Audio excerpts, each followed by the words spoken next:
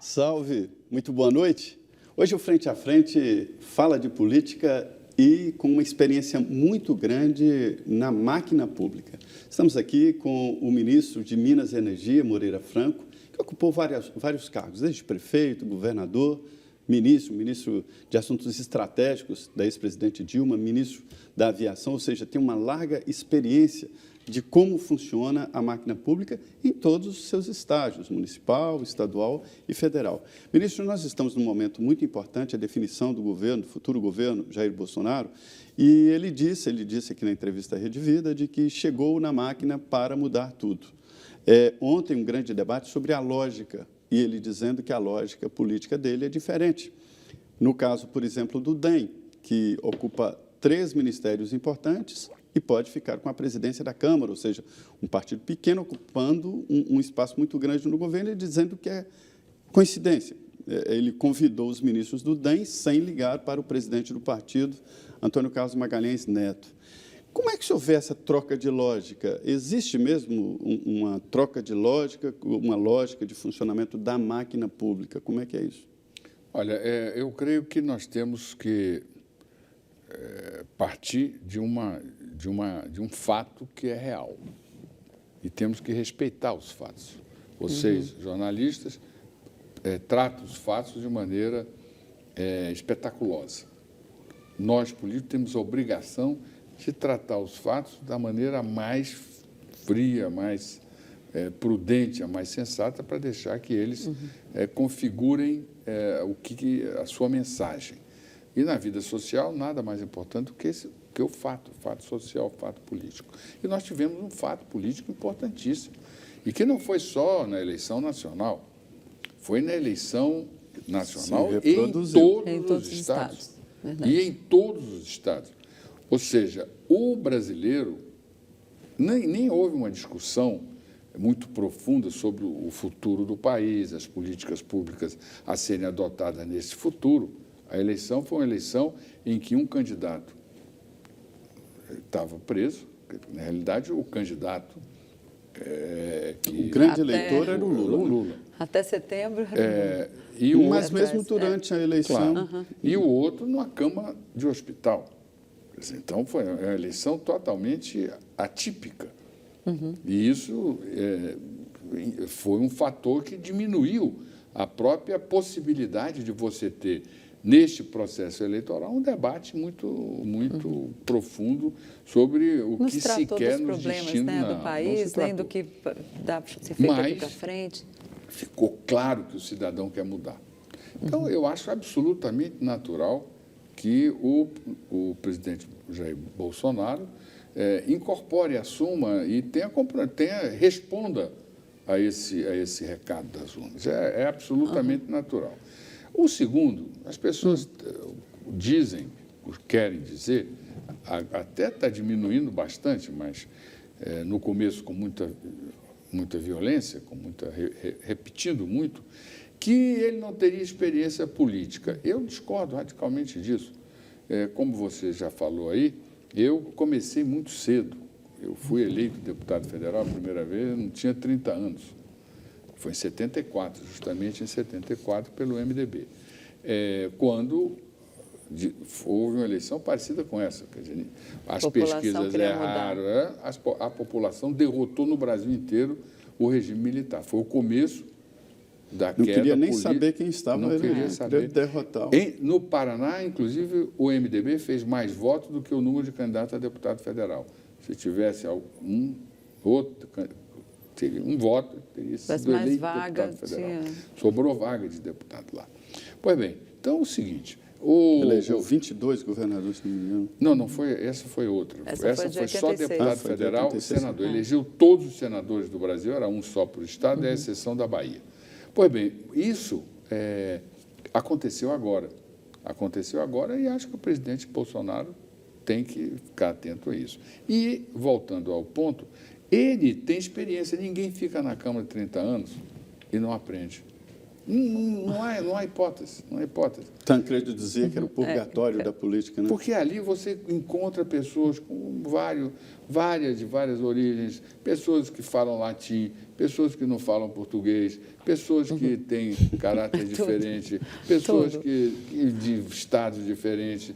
É a Babel brasileira, né? E outra coisa, é o tecido social, cultural brasileiro está ali naquele plenário. E, às vezes, a gente fica até 2, 3 horas da manhã.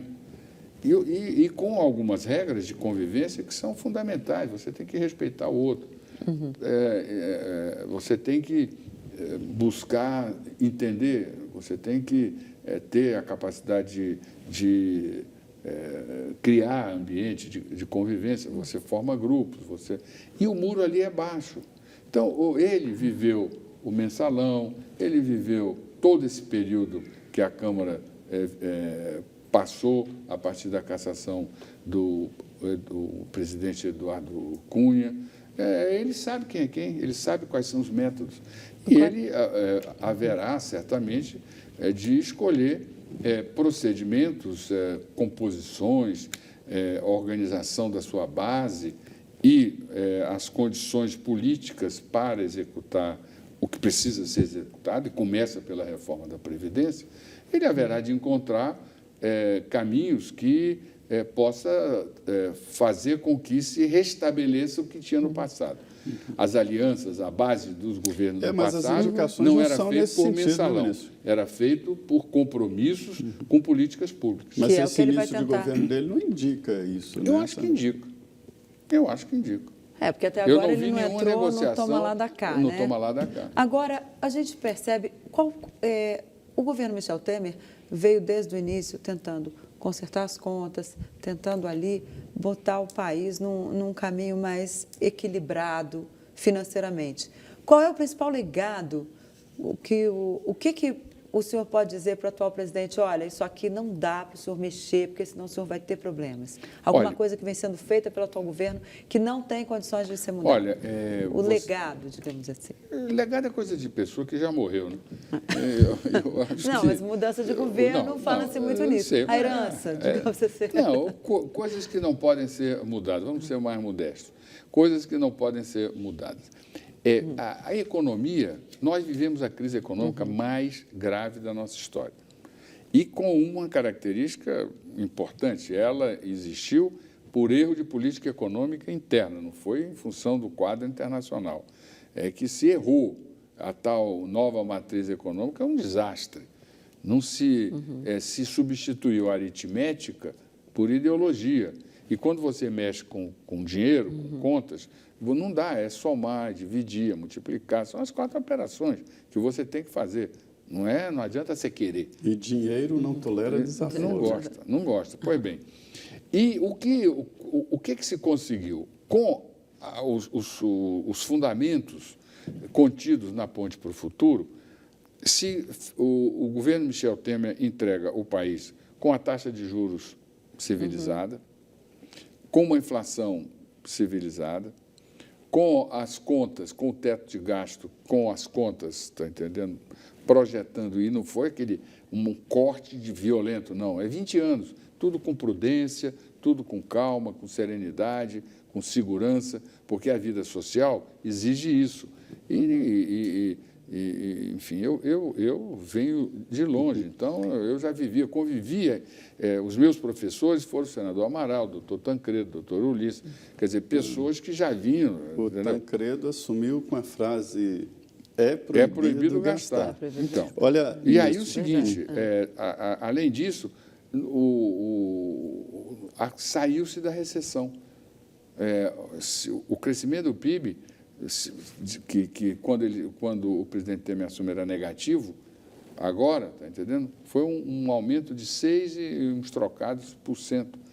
Saiu-se do negativo, conseguiu-se ainda retomar uma taxa positiva. E o que é importante, a curva do emprego está melhorando, ainda temos muitos desempregados. Mais de 10 milhões, 11 milhões de desempregados, é muito. Então, isso tem que ficar atento. Segundo, a nossa taxa de crescimento ainda até é muito baixa. Nós temos que ter uma taxa média, como tivemos no passado, de 2,5%, 3%, que isso aí dá para você seguir. Nós temos que manter as nossas contas, um ambiente fiscal seguro. Então, para repetir, responder de maneira mais objetiva, mais clara, essa política econômica que permitiu tirar o Brasil desta crise com esses números tão positivos, que é o que vai ficar, é o ambiente econômico que o presidente Bolsonaro encontra, ele tem duas estacas, dois fundamentos, dois pilares. Um, o teto de gasto, e o outro, a necessidade da reforma da Previdência. Se não fizermos a reforma da Previdência, as contas não vão fechar. Pois, essa pergunta da Denise é muito importante, ministro, porque acompanhando aí o trabalho, a gestão Michel Temer, a gente viu que, pelo menos, ele evitou o mal maior, né? Que seria um caos, pelo menos ele deu um freio. Mas o que eu queria dizer sobre a pergunta dela é que eu notei que existe um freio muito grande. Há quem diga que os servidores públicos sequestraram o Estado brasileiro. Resistem a todo tipo de mudança, a previdência e, principalmente, altos salários. E não estou falando só do judiciário, como agora virou moda, mas também o legislativo e alguns do executivo, sendo que no executivo existem os salários menores, né? Eu fiquei com a impressão de que esta é a grande dificuldade. Ou não, nós estamos gastando 700 bilhões com folha de pagamento ativos e inativos? Olha, eu concordo com essa observação que você fez. O Estado brasileiro foi capturado pelas corporações. E as corporações é algo que nós temos que combater. Aliás, o cidadão combate desde a Idade Média. As corporações, elas surgiram na Idade Média, quando as pessoas se organizavam por atividade profissional e ali construíam a sua participação na renda pública, na renda de todos. Na renda de todos. Pois bem, então, aqui, essas corporações, elas capturaram o Estado e montou-se um sistema, como você descreveu aí, que é Robin Hood às avessas. Porque o Robin Hood tirava do rico para dar para o pobre aqui, está entendendo? Tira-se de quem ganha menos para manter para quem ganha mais. E agora nós temos esse sistema não dá, é intolerável do ponto de vista humano, democrático. Veja, quando na Idade Média começou-se a construir o Estado democrático, isso não veio da noite para o dia. Essas instituições que aí estão não foram fruto, está entendendo, do talento de um cara que sentou numa mesa, está entendendo, e escreveu, como o Rousseau ele expressou um movimento civilizatório quando ele organizou isso que está aí, e os outros também. Não é da cabeça dele. Não é só o conhecimento é algo coletivo, é social. Então, para se chegar onde se chegou, começou esse processo na luta contra as corporações. E aqui é isso, tem privilégios que são inaceitáveis. Agora, não dá para manter isso. Em relação a esse aumento do Supremo, por exemplo, esses 16% que foram aprovados pelo Congresso, há a disposição do presidente Michel Temer de sancionar ou isso vai ser vetado? Já tem alguma decisão a respeito? A política... Porque muita gente está vendo esse aumento aí como um privilégio, no momento que não pode. Mas houve aí, parece que houve um acordo lá atrás, em agosto, para que esse aumento fosse, inclusive, encaminhado ao Congresso Nacional pelo governo. Claro, como é que exatamente vai ser isso? Houve um entendimento, um acordo entre o presidente da República, o presidente Supremo e o vice-presidente eleitos, logo depois que foram eleitos, no sentido de que este aumento, que é um pleito que já vem há muito tempo do Poder Judiciário, ele, está entendendo, iria ser dado, mas, ao mesmo tempo, iria se votar o auxílio moradia. E, no acerto de contas, iria ficar mais ou menos a mesma coisa, só que você começaria a desbastar todos esses penduricalhos que geram esse ambiente de privilégios que a população está muito hostil. Eu tive vendo ontem, já corre aí na internet apelos ao presidente Temer com mais de 3 milhões de assinaturas. Pois é, como é que ele responde a isso? Olha, tem um acordo, a expectativa, quer dizer, eu não participei porque não é a minha área. Eu aprendi que eu tomo conta daquilo que me é dado, a responsabilidade. Não, do que me é dado. Eu, quando estava nos assuntos estratégicos, eu cuidava da nova classe média, pesquisa da nova classe média e a montagem de um programa de primeira infância, não está montado até hoje, não se desenvolve, mas é indispensável para se ter justiça social, porque até 3, 4 anos, a capacidade cognitiva da criança está definida. Ali você define se ela vai ser bem-sucedida ou não. Alguns conseguem, mesmo vivendo em situações precárias, conseguem furar o cerco, mas a maioria não. Então, é o seguinte, hoje eu cuido de Minas e Energia, eu cuido de um setor que tem uma organização soviética. Todo escuro, não tem transparência, as decisões são decisões tomadas por grupos pequenos, se pagam energia caríssima, nenhum de vocês dois, e nem eu, que sou o terceiro, entende o que está se pagando, porque a conta de luz é um enigma, sigla para tudo que é lado, se subsidia uma barbaridade, inclusive saneamento, projeto de irrigação, enfim, e ninguém sabe que está pagando aquilo. Então, esse ambiente tem que ser mudado, Então, eu cuido da minha área e eu não participei dessa negociação. Então, tá certo, ministro. Nós vamos para mais um intervalo e convidamos você a continuar assistindo a Rede Vida. Nós voltamos em 2 minutos com mais balanço do atual governo e o que esperar do próximo. Não saia daí.